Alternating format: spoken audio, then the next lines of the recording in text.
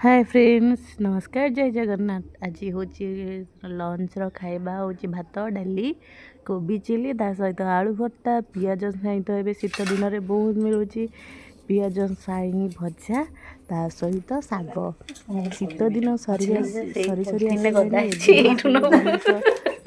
आग को खरा दिन आसीगले ये जिनस मिलूनी यार मजा नहीं ଯିବା चलतु। ଏବେ तो मार्केट रे बहुत सारा पियाज सही मिलूँ बहुत बढ़िया टेस्टी आइटमटा सबुठ हूँ जो आइटमटा सेटा हूँ कोली चकटा को मन को कोली चकटा बहुत पसंद लगे कहे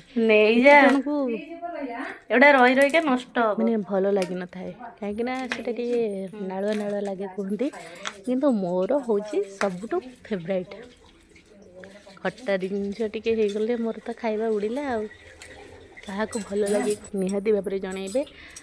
मोर तो बहुत पसंद भल लगी चैनल को टिके लाइक सब्सक्राइब करदेवे।